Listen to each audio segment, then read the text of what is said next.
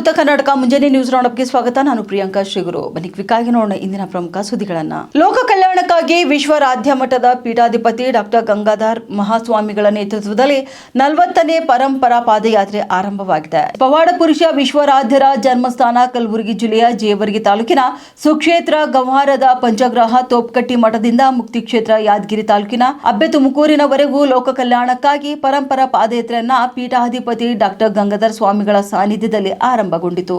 ಬೆಳಗ್ಗೆ ಬನ್ನಿ ಬಸವೇಶ್ವರ ಗದ್ದುಗೆಗೆ ವಿಶೇಷ ಪೂಜೆ ಸಲ್ಲಿಸಿ ಮಠಕ್ಕೆ ಆಗಮಿಸಿದ ಶ್ರೀಗಳು ವಿಶ್ವರಾಧ್ಯರ ಗದ್ದುಗೆಗೆ ವಿಶೇಷ ಪೂಜೆ, ಅಭಿಷೇಕ ಮತ್ತು ಮಂಗಳಾರತಿ ಮಾಡಿ ಪಾದಯಾತ್ರೆಗೆ ಚಾಲನೆಯನ್ನ ನೀಡಿದರು. ಪಾದಯಾತ್ರೆ ವೇಳೆ ಕೇರಳದ ಮದ್ದಳೆ ಸಂಗೀತ ತಂಡ, ಡೊಳ್ಳು ಕುಣಿತ, ಕೋಲಾಟ ವಿವಿಧ ತಂಡಗಳು ತಮ್ಮ ಕಲಾ ಪ್ರದರ್ಶನದೊಂದಿಗೆ ಶ್ರೀಗಳ ಪಾದಯಾತ್ರೆಗೆ ಸ್ವಾಗತಿಸಿದವು. ಇನ್ನು ಪಾದಯಾತ್ರೆಯಲ್ಲಿ ಶಾಸಕ ಚನ್ನಾರೆಡ್ಡಿ ಪಾಟೀಲ್ ತನ್ನೂರ್ ಅವರು ಸೇರಿದಂತೆ ಸಾವಿರಾರು ಭಕ್ತರು ಪಾದಯಾತ್ರೆಯಲ್ಲಿ ಭಾಗಿಯಾಗಿದ್ದರು. ಈ ವೇಳೆ ಅಬ್ಬೆ ತುಮಕೂರಿನ ಶ್ರೀಗಳಾದ ಡಾಕ್ಟರ್ ಗಂಗಾಧರ್ ಸ್ವಾಮಿಗಳು ಮಾತನಾಡಿ, ಲೋಕ ಕಲ್ಯಾಣಕ್ಕಾಗಿ ಪಾದಯಾತ್ರೆ ಮಾಡ್ತಿದ್ದು ಕಳೆದ 40 ವರ್ಷಗಳಿಂದ ಪಾದಯಾತ್ರೆ ಮಾಡ್ತಿದ್ದೇನೆ. ಮಳೆ ಚೆನ್ನಾಗಿ ಬಂದು ರೈತರ ಬದುಕು ಹಸನಾಗಲಿ ಎಂದು ಹೇಳಿದರು.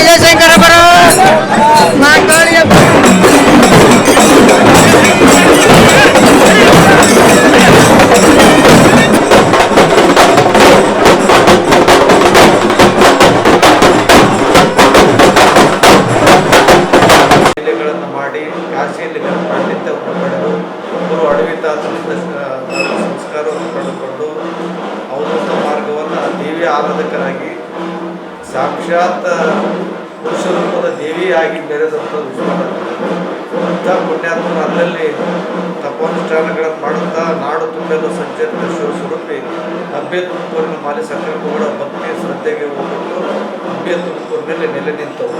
ಇವತ್ತು ಕೈಲಾಸವನ್ನು ಮಾಡಿದಂಥ ಪುಣ್ಯಾತ್ಮರು ಕ್ಷೇತ್ರ ಅಂಥ ಕ್ಷೇತ್ರದ ಪರಂಪರೆಯಲ್ಲಿ ಬರುವಂಥ ಈ ಬನ್ನಿಬಸವೇಶ್ವರ ಪ್ರಾರ್ಥನೆ ಮತ್ತು ಅವರ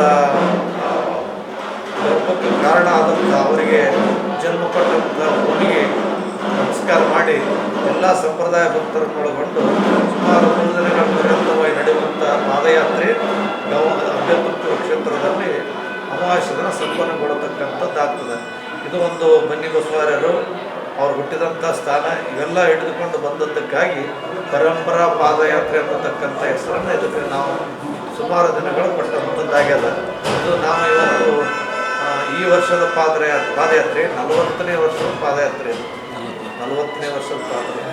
ಸುಮಾರು ಬೆಳಕೊಂಡಾದಂಥ ಪಾದಯಾತ್ರೆ ಅಲ್ಲಿ ಲಕ್ಷಾಂತರ ಜನರ ಭಕ್ತರ ಒಂದು ಭಕ್ತಿ ಭಾವದ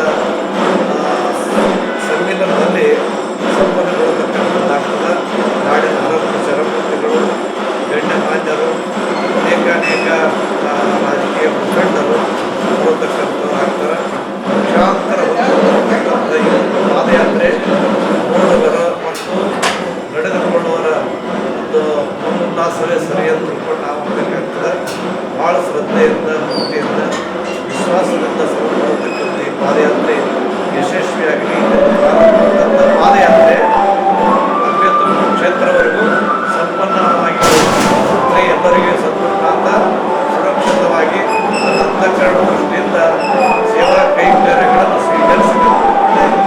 ಪಾದಯಾತ್ರೆ ಒಂದು ವಿಚಾರವಾಗಿ ಎಲ್ಲ ಸದ್ಗುರುಗಳಿಗೆ ತಿಳಿಸಿಕೊಡ್ತಕ್ಕಂಥ ರೈತರು ಏನು ಚಿಂತೆ ಮಾಡತಕ್ಕಂಥ ಕಾರಣ, ಯಾಕಂದ್ರೆ ದುಡಿಯುವಂಥದ್ದು ನಮ್ಮ ಕರ್ತವ್ಯ, ಕೊಡುವಂಥದ್ದು ಭಗವಂತನ ಇಚ್ಛೆ. ಬನ್ನಿಬಸವಣ್ಣನ ದರ್ಶನ ಮಾಡಿವಿ, ಗ್ರಾಮ ದೇವತೆ ದರ್ಶನ ಮಾಡಿವಿ, ವಿಶ್ವರಾಧ್ಯ ಸಂಪ್ರದಾಯ ಇಟ್ಕೊಂಡು ಹೋಗ್ತಿದ್ರೆ ಮಳೆಗಳಿಗೆ ಕೊರತೆ ಆಗಕ್ಕಿಲ್ಲ. ಎಲ್ಲ ಭಕ್ತಿ ಹೋಗ್ತೀವಿ. ಗುರುನಾಥ ಮಳೆ ಸಂಪೂರ್ಣ ಕೊರತನ ಕೊಡಲಿ ಅಂತ ತಿಳ್ಕೊಂಡು ಲಕ್ಷಾಂತರ ಭಕ್ತರ ಪರವಾಗಿ ನಾವು ಭಗವಂತನೇ ನಾವು ಕೇಳ್ಕೊತಾ ಇದ್ದೀವಿ.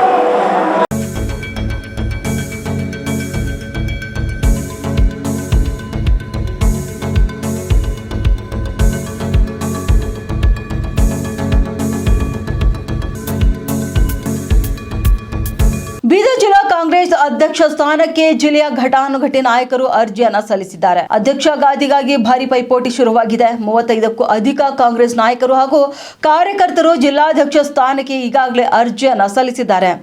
ವಿಧಾನ ಪರಿಷತ್ ಸದಸ್ಯ ಡಾಕ್ಟರ್ ಚಂದ್ರಶೇಖರ್ ಪಾಟೀಲ್, ಮಾಜಿ ಪರಿಷತ್ ಸದಸ್ಯ ಅರವಿಂದ್ ಅರಳಿ, ಭೀಮಸೇನ್ ರಾವ್ ಶಿಂದೆ, ಶಿವರಾಜ್ ಹಾಸನ್ಕರ್, ಅಬ್ದುಲ್ ಮನಾನ್ ಸೇಠ್, ಅಯಜ್ ಖಾನ್, ಸಂಜಯ್ ಜಾಗೀರ್ದಾರ್, ಅನಿಲ್ ಬೆಲ್ದಾರ್, ಮೀನಾಕ್ಷಿ ಸಂಗ್ರಾಮ್, ಗೀತಾ ಚಿದ್ರಿ, ಪ್ರಶಾಂತ್ ದೊಡ್ಡಿ, ರಮೇಶ್ ಡಾಕುಳ್ಗೆ ಹಾಗೂ ಜಾನ್ಸನ್ ಘೋಡೆ ಸೇರಿದಂತೆ ಹಲವರು ಅರ್ಜಿಯನ್ನ ಸಲ್ಲಿಸಿದ್ದಾರೆ. ಇನ್ನು ಡಾಕ್ಟರ್ ಚಂದ್ರಶೇಖರ್ ಪಾಟೀಲ್ ಪರ ಅವರ ಸಹೋದರ ರಾಜಶೇಖರ್ ಪಾಟೀಲ್ ಲಾಬಿ ನಡೆಸಿದ್ದಾರೆ ಎನ್ನಲಾಗ್ತಿದೆ. ಮತ್ತೊಂದೆಡೆ ಎಐಸಿಸಿ ಅಧ್ಯಕ್ಷ ಮಲ್ಲಿಕಾರ್ಜುನ್ ಖರ್ಗೆ ಆಪ್ತ ಅರವಿಂದ್ ಅರಳಿ ಕೂಡ ಅಧ್ಯಕ್ಷ ಸ್ಥಾನಕ್ಕೆ ತೀವ್ರ ಪೈಪೋಟಿ ನಡೆಸಿದ್ದಾರೆ ಎಂದು ತಿಳಿದು ಬಂದಿದೆ. ಪಂಚಾಯತ್ ರಾಜ್ ಸಚಿವ ಈಶ್ವರ್ ಖಂಡ್ರೆ ಅವರು ಕೂಡ ಭಾಲ್ಕಿಯ ಶಿವರಾಜ್ ಹಾಸನ್ಕರ್ ಪರ ಒಲವು ತೋರಿದ್ದಾರೆ ಎನ್ನಲಾಗ್ತಿದೆ. ಇನ್ನೊಂದೆಡೆ ಪಕ್ಷವು ಯುವಕರಿಗೆ ಜಿಲ್ಲಾಧ್ಯಕ್ಷ ಸ್ಥಾನ ನೀಡಲು ಒಲವು ತೋರ್ತಿದೆ ಎನ್ನಲಾಗ್ತಿದ್ದು, ಅಂತಿಮವಾಗಿ ಬೀದರ್ ಜಿಲ್ಲಾ ಕಾಂಗ್ರೆಸ್ ಅಧ್ಯಕ್ಷ ಗಾದೆ ಯಾರ ಪಾಲಾಗಲಿದೆ ಎಂಬುದನ್ನು ಇದೀಗ ಕಾದು ನೋಡಬೇಕಾಗಿದೆ.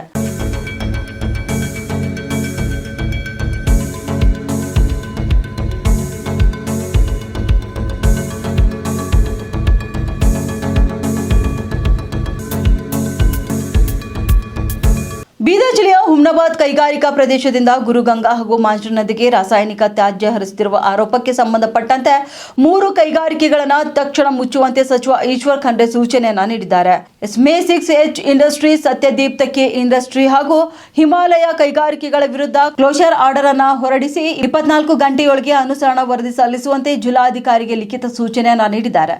ಕೈಗಾರಿಕಾ ತ್ಯಾಜ್ಯದಿಂದ ಮಾಣಿಕ್ ನಗರದ ಹಳ್ಳ, ಗುರುಗಂಗಾ ಮತ್ತು ಮಾಂಜ್ರಾ ನದಿಗಳು ಕಲುಷಿತವಾಗುತ್ತಿದ್ದು ದುರ್ವಾಸನೆ ಹಾಗೂ ಆರೋಗ್ಯ ಸಮಸ್ಯೆಗಳು ಉಂಟಾಗ್ತಿವೆ ಎಂದು ಸಾರ್ವಜನಿಕರು ಆರೋಪ ಮಾಡಿದ್ದಾರೆ. ಹೀಗಾಗಿ ಈ ನೀರು ಕಾರಂಜ ಹಿನ್ನೀರು ಸೇರುವುದರಿಂದ ಕುಡಿಯುವ ನೀರಿಗೂ ಅಪಾಯ ಎದುರಾಗುವಂತ ಸಾಧ್ಯತೆ ಹೆಚ್ಚಾಗಿದೆ. ಈ ಹಿನ್ನೆಲೆಯಲ್ಲಿ ಬಿಎನ್ಎಸ್ಎಸ್ ಸೆಕ್ಷನ್ 152 ಅಡಿ ಸಾರ್ವಜನಿಕ ಉಪದ್ರವ ತಡೆಯಲು ತುರ್ತು ಕ್ರಮ ಕೈಗೊಳ್ಳುವಂತೆ ಸಚಿವರು ಈಗಾಗಲೇ ನಿರ್ದೇಶನ ನೀಡಿದ್ದಾರೆ. ಈ ಹಿಂದೆ 9 ಕೈಗಾರಿಕೆಗಳ ವಿರುದ್ಧವೂ ಕೂಡ ಕ್ರಮಕ್ಕೆ ಸೂಚಿಸಲಾಗಿತ್ತು ಎಂದು ತಿಳಿಸಿದ್ದಾರೆ.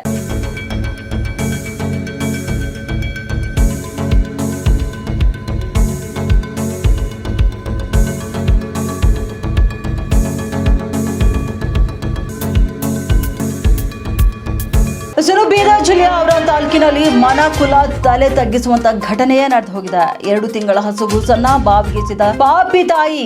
ಔರಾ ತಾಲೂಕಿನ ವಡಗಾಂವದ ಗ್ರಾಮದಲ್ಲಿ ಅವಮಾನವೀಯ ಘಟನೆ ನಡೆದು ಹೋಗಿದೆ. ತಾನು ಹೆತ್ತ ಮಗುವನ್ನೇ ಬಾವಿಗೆ ಹಾಕಿ ಕೊಲೆ ಮಾಡಿದ ತಾಯಿ ಹಾಗೂ ಕುಟುಂಬಸ್ಥರು, ಮಗುವಿನ ತಾಯಿ, ಅಜ್ಜಿ, ಅಜ್ಜ, ಮಾವನಿಂದ ಮಗುವಿನ ಕೊಲೆ ನಡೆದಿರುವಂತಹ ಶಂಕೆ ವ್ಯಕ್ತವಾಗಿದೆ. ಮಗುವನ್ನ ಬಾವಿಗೆ ಬಿಸಾಡಿ ಕಾಣೆಯಾಗಿದೆ ಎಂದು ಕುಟುಂಬಸ್ಥರಿಂದ ವದಂತಿ ಕೂಡ ಹರಡಿಸಲಾಗಿದೆ.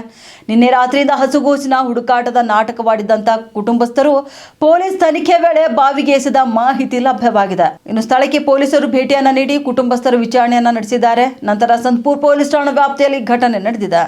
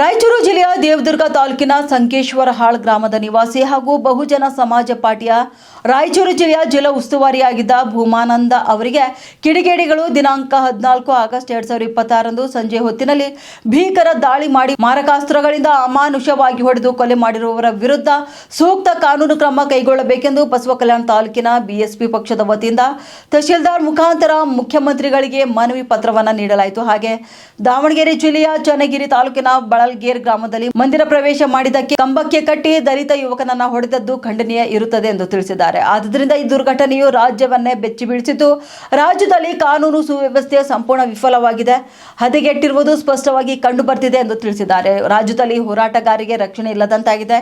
ಇಡೀ ರಾಜ್ಯದಲ್ಲಿ ಭೂಮಾನಂದ ಅವರ ಹತ್ಯೆಯಿಂದಾಗಿ ಹೋರಾಟಗಾರರಲ್ಲಿ ಭಯದ ವಾತಾವರಣವೇ ಸೃಷ್ಟಿಯಾಗಿದ್ದು, ಎಲ್ಲ ಹೋರಾಟಗಾರರು ಆತಂಕದ ಸ್ಥಿತಿಯಲ್ಲಿ ಇರುವಂತಹ ಪರಿಸ್ಥಿತಿ ನಿರ್ಮಾಣವಾಗಿದೆ ಎಂದು ಆಕ್ರೋಶ ವ್ಯಕ್ತಪಡಿಸಿದ್ದಾರೆ. ಈ ಘಟನೆಯನ್ನು ನಮ್ಮ ಪಕ್ಷವು ರಾಜ್ಯಾದ್ಯಂತ ಬಲವಾಗಿ ಖಂಡಿಸುತ್ತದೆ.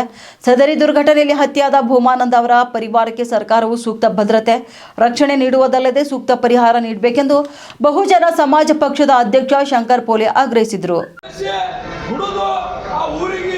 ದಲಿತರಿಗೆ ಬಹಿಷ್ಕಾರ ಆಗ್ತಾರಂತೆ. ಆದ್ರೆ ನಾನು ಮೀಡಿಯಾ ಮುಖಾಂತರ ಹೇಳ್ತೀನಿ, ಪ್ರಿಯಾಂಕ್ ಖರ್ಗೆ ಅವರೇ, ನೀವು ದಲಿತರೇ ಆದರೆ ಇಲ್ಲಿ ತನಕ ನೀವು ದಲಿತರ ಮ್ಯಾಗ ಅನ್ಯಾಯ ಆದ್ರೆ ಬಾಯಿ ಮುಚ್ಚಿ ಕುಂತಿದ್ರಿ. ಯಾಕೆ ಕುಂತಿರಿ ನಮಗಿದು ಪ್ರಶ್ನೆ ಇದೆ. ದಲಿತರ ಮಾತಾಡ್ತಿದ್ರೆ ದಲಿತರ ಬೇಕು ನಿಮಗೆ, ಆದರೆ ದಲಿತರ ಮ್ಯಾಗ ಅನ್ಯಾಯ ಆದಾಗ, ದೌರ್ಜನ್ಯ ನಡೆದಾಗ ನೀವು ಕಣ್ಣು ಮುಚ್ಚಿ ಕೊಡ್ತೀರಿ. ಇದು ಯಾಕ? ಇದು ನಮ್ಮ ಪ್ರಶ್ನೆ ಇದೆ ನಿಮಗೆ. ಕಾಂಗ್ರೆಸ್ ಸರ್ಕಾರಕ್ಕೆ ಪ್ರಶ್ನೆ ಇದೆ. ದಲಿತರ ಮ್ಯಾಗ ಅನ್ಯಾಯ ಬಹಳ ಜನತೆ ಇದೆ. ಅತಿ ಶೀಘ್ರದಲ್ಲಿ ಇದು ಬಂದ್ ಆಗಬೇಕು. ಒಂದ್ ವೇಳೆ ಬಂದ್ ಆಗಿಲ್ಲ ಅಂದ್ರೆ ಇದು ಹೋರಾಟ ಇನ್ನು ಸಣ್ಣದಿದೆ. ಇದು ಮುಂದೆ ಬರುವಂತದ್ದಿಂದಾಗ ಅತಿ ದೊಡ್ಡ ಹೋರಾಟ ಆಗ್ತದೆ, ಉಗ್ರ ಹೋರಾಟ ಆಗ್ತದೆ ಅಂತ ಹೇಳಕ್ ನಾನು ಬಯಸ್ತೀನಿ. ತಮ್ಮಲ್ಲಿ ನಮ್ಮ ಪಕ್ಷದ ವತಿಯಿಂದ ಆಗ್ರಹಿಸುವುದೇನೆಂದರೆ, ವಿಷಯ ರಾಯಚೂರು ಜಿಲ್ಲೆಯ ದೇವದುರ್ಗ ತಾಲೂಕಿನ ಸಂಕೇಶ್ವರಹಾಳ್ ಗ್ರಾಮದ ಬಹುಜನ ಸಮಾಜ ಪಾರ್ಟಿಯ ರಾಯಚೂರು ಜಿಲ್ಲಾ ಉಸ್ತುವಾರಿಯಾಗಿದ್ದ ಭೂಮಾನಂದ್ ಕೊಲೆ ಮಾಡಿರುವ ಆರೋಪಿಗಳಿಗೆ ಬಂಧಿಸಿ ಮತ್ತು ದಾವಣಗೆರೆ ಜಿಲ್ಲೆಯ ಚನ್ನಗಿರಿ ತಾಲೂಕಿನ ಬೆಳಲ್ಗೆರೆ ಗ್ರಾಮದಲ್ಲಿ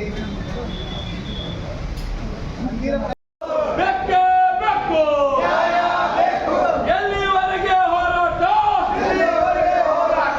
ಎಲ್ಲಿವರೆಗೆ ಹೋರಾಟ ಬೆಕ್ಕೆ ಬೇಕು ಬೆಕ್ಕೆ ಬೇಕು ದಲಿತರಲ್ಲಿ ಕಾಂಗ್ರೆಸ್ ಸರ್ಕಾರಕ್ಕೆ ದಲಿತರಲ್ಲಿ ಕರ್ನಾಟಕ ಕಾಂಗ್ರೆಸ್ ಸರ್ಕಾರಕ್ಕೆ ಕೊಲೆ ಮಾಡಿದ್ರು ಹಾಡೆ ಆಗಲ್ಲ. ಆದರೆ ನಮ್ಮ ಕರ್ನಾಟಕ ಸರ್ಕಾರ ಕಣ್ಣು ಮುಚ್ಚಿ ಕುಂತಿದೆ, ಅದರ ಬಗ್ಗೆ ಧ್ವನಿ ಎತ್ತಾ ಇಲ್ಲ. ಅದೇ ರೀತಿ ಈಗ ಇನ್ನೂ ಒಂದು ಘಟನೆ ಆಯ್ತು ದಾವಣಗೆರೆಯಲ್ಲಿ. ಅಲ್ಲಿ 5 ಜನ ದೇವಸ್ಥಾನಕ್ಕೆ ಹೋದ ಮೇಲೆ ಆ ದೇವಸ್ಥಾನಕ್ಕೆ ಯಾಕೆ ಬಂದಿದೆ ಅಂತೇಳಿ 5 ಜನರಿಗೆ ಗಿಡ ಕಟ್ಟಿ ಹೊಡೆದ್ರು. ಅದು ಕೂಡ ಕಣ್ಣಿಗೆ ಕಾಣ್ತಾ ಇಲ್ಲ, ಸರ್ಕಾರ ಕಣ್ಣು ಮುಚ್ಚಿ ಕುಂತಿದೆ. ಅದೇ ರೀತಿ ಶಾಪುರದಲ್ಲಿ ಕೂಡ ಒಂದು ಜನಿಕ ಅವನು ಕೂಡ ದಲಿತ ವ್ಯಾಪಾರ, ಅವನಿಗೆ ಆರಾಮಿದ್ದಿಲ್ಲ. ಅವನು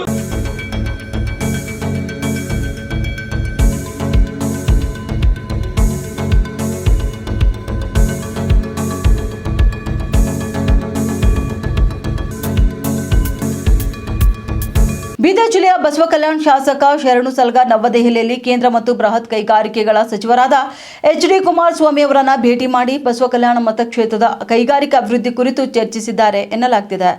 ಬಸವಕಲ್ಯಾಣವು ರಾಷ್ಟ್ರೀಯ ಹೆದ್ದಾರಿಯಲ್ಲಿದ್ದು ಕೈಗಾರಿಕೆಗಳನ್ನು ಸ್ಥಾಪಿಸುವ ಮೂಲಕ ಯುವಕರಿಗೆ ಉದ್ಯೋಗ ಅವಕಾಶ ಕಲ್ಪಿಸುವುದು ಹಾಗೂ ಸ್ಥಳೀಯವಾಗಿ ಉದ್ಯೋಗ ಸೃಷ್ಟಿಸುವುದು ಸೇರಿದಂತೆ ಕೈಗಾರಿಕಾ ಬೆಳವಣಿಗೆಗೆ ಅಗತ್ಯ ಮೂಲ ಸೌಕರ್ಯ ಕಲ್ಪಿಸುವುದು ಹಾಗೂ ಕ್ಷೇತ್ರದ ಹಲವು ಪ್ರಮುಖ ಅಗತ್ಯಗಳ ಕುರಿತು ಕೇಂದ್ರ ಸಚಿವ ಎಚ್.ಡಿ. ಕುಮಾರಸ್ವಾಮಿ ಅವರ ಜೊತೆ ಶಾಸಕ ಶರಣು ಸಲ್ಗಾರ್ ಚರ್ಚೆ ನಡೆಸಿದ್ದಾರೆ ಎನ್ನಲಾಗ್ತಿದೆ.